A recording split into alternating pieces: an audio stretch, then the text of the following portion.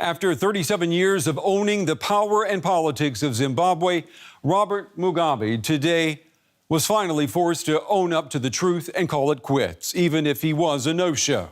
The president turned dictator had nothing left for his troubled nation except his absence and a letter of resignation. I, Robert Mugabe, in terms of Section 96, subsection 1 of the Constitution of Zimbabwe, hereby formally tender my resignation as the President of the Republic of Zimbabwe with immediate effect.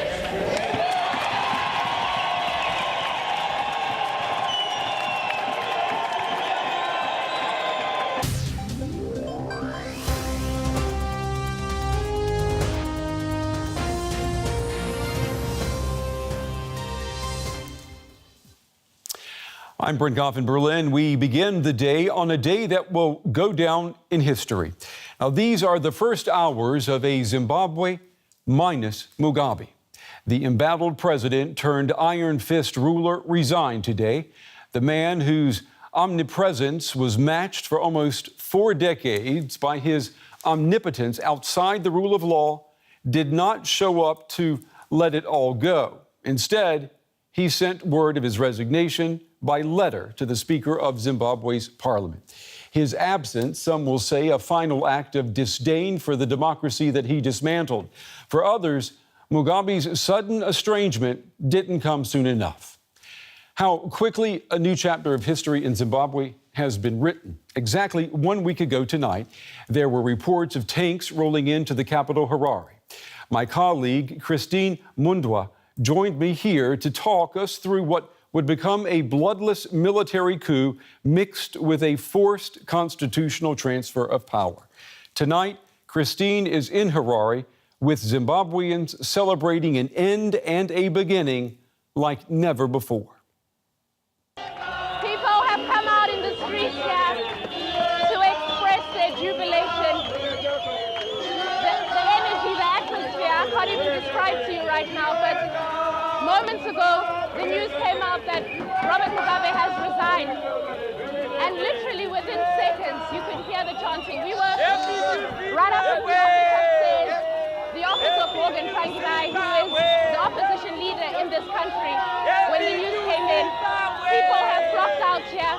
They say this victory is for the entire country. People are chanting things like, Robert Mugabe, you had sold this country.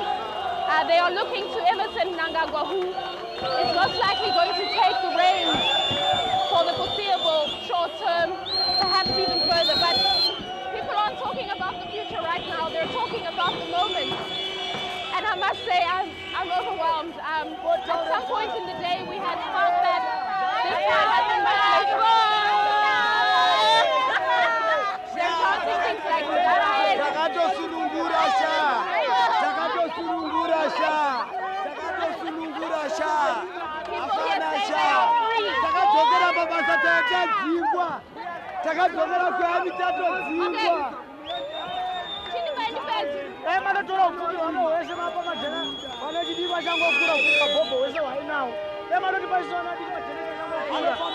Okay, Mtanzo.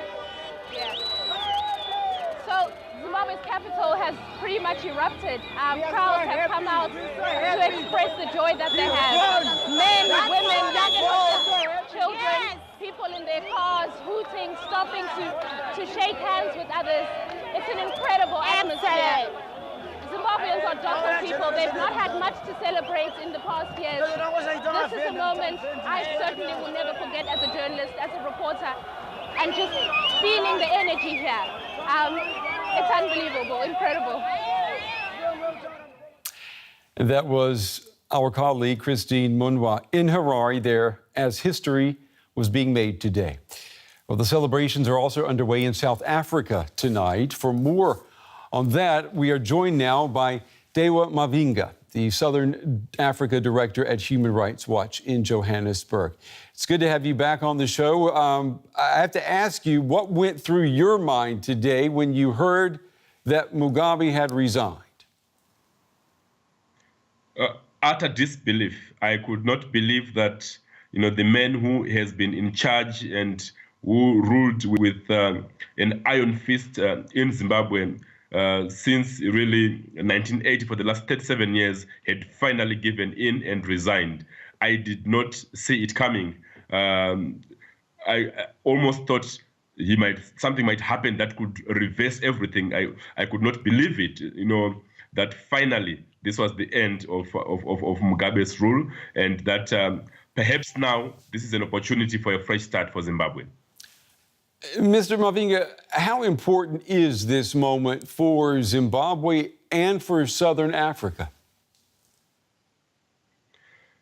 Absolutely important. It is a huge lesson for Southern Africa that really never again should any one man have so much power and control over a nation and over a state's institutions. It is a time to celebrate. It is a moment just to revel and thank God that this has finally happened.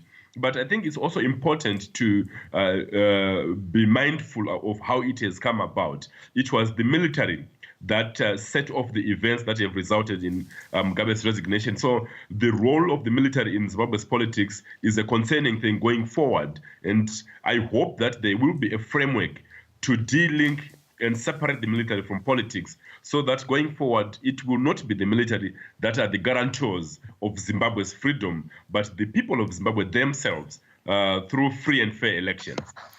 Yeah, you bring up a very good point, because this euphoria is going to have to give way at some point to the sober reality of what Mugabe leaves behind. What condition is the rule of law in Zimbabwe? Totally absent, a collapsed rule of law.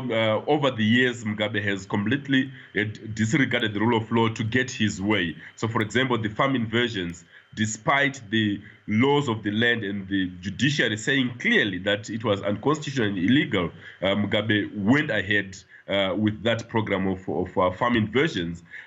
With the serious human rights abuses that occurred over the years, there was absolutely no accountability.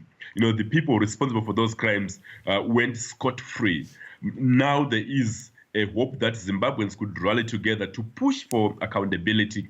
And also a huge challenge has been the compromise of state institutions, including the security forces themselves, who have just stepped in to intervene politically. So there is need to go back to the drawing board and say the political leadership of Zimbabwe should insist that going forward, the military and others should be independent, should perform their mandate without involvement in political and civilian affairs, because that would remain a huge challenge. There would remain a block to reforms and to accountability for human rights abuses. And what about the man who is going to take Mugabe's place, the former vice president, Mr. Emmerson Mnangagwa?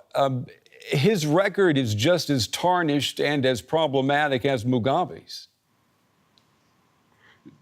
Yes, that's correct. Emmerson Mnangagwa has been Mugabe's enforcer for the last 37 years, effectively, Mugabe's right-hand man, and complicit in almost everything that Mugabe was doing. So it really essentially means that these are people from the same camp, and he is likely to continue on the same path unless there is sufficient pressure from Zimbabweans, from opposition groups, and from the Zimbabwe's neighbors to insist on critical reforms to ensure that Mnangagwa does not go the same route that Mugabe has taken Zimbabwe for the last 37 years. And we've got about 20 seconds. Let me ask you, do you trust then Mr. Mnangagwa to be a good caretaker until fair and free elections can take place? Not really. There is need for guarantees, for written agreements. There is need for close monitoring of the process, and for the international community to now step in and help Zimbabwe forward. We cannot leave Mnangagwa and his allies in the military to have their way.